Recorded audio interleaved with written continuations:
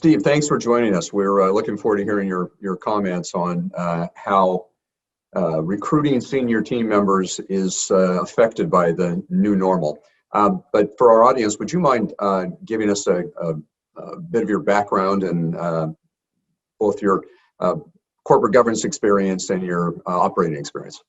Sure. So my background is 30 some odd years in both a consumer environment as well as retail. Most recently, I was the chairman CEO of Saks, spent many years at Bristol Myers Squibb and Kraft General Foods. And subsequent to that, have been sitting on a number of boards. I'm the chairman of Aramark, lead director at Colgate, sit on the board of Movado, Park Hotels, and have served on other boards prior to that. And currently also chair the board of Hamilton College and involved with a number of other charitable organizations.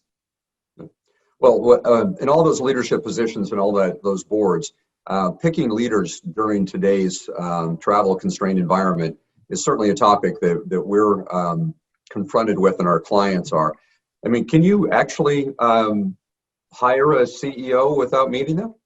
Well, I've never done it, but I believe that just as every other business process has changed as a result of the pandemic, it actually can be done. I just completed an acquisition of private equity of a company through technology. We use Zoom, but it could be any other technology. And I never met the CEO and have been talking to him on a regular basis.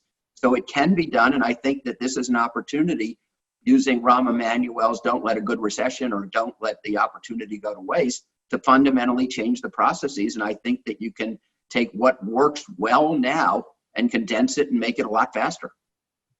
Well, in all fairness, I did look up that quote a while ago, and it's actually, he stole it from Winston Churchill. Really? I Yeah. never knew that. Because I hadn't either, but I just validated it because I want to make sure I got it right, and Churchill actually said it. So if we are to take advantage of the current situation, and actually do some significant hiring inside and outside, what are a couple things that come to mind? Well, first of all, I think it can apply to every function in the C-suite. So we're talking about CEOs, but it could apply to a CFO or a COO as well. I look at it as terms of, why don't we look at every process that goes into hiring a CEO, from the development of the spec, who's involved, how long does it take, what kind of meetings are used in developing of that spec?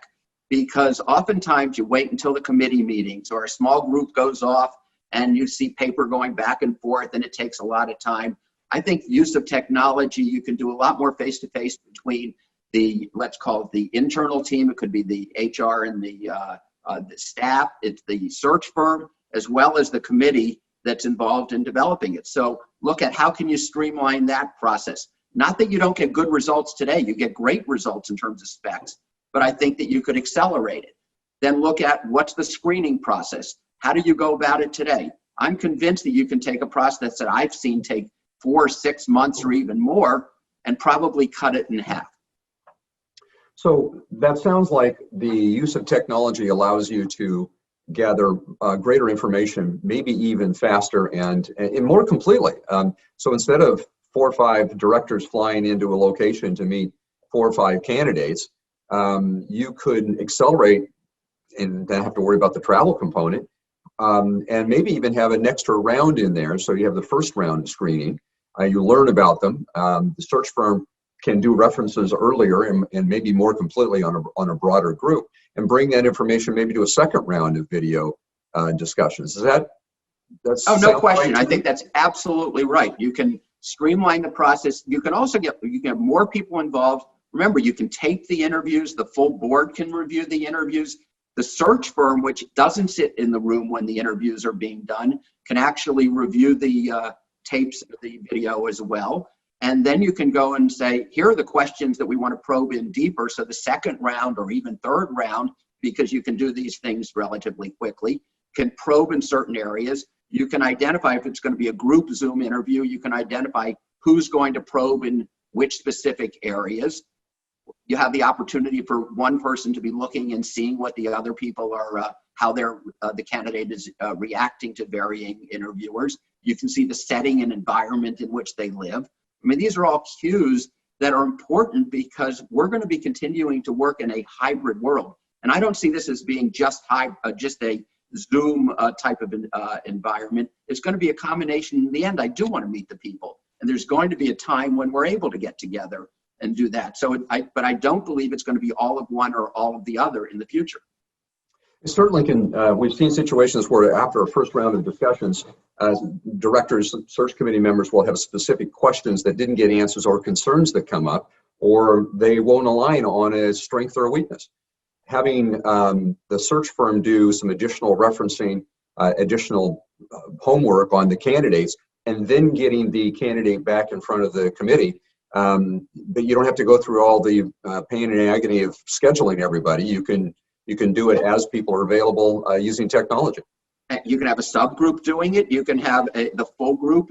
We could see a candidate this week, have the questions, get the referencing around those questions, and we could see the person again the same week or the next week. I mean, this whole thing can be accelerated.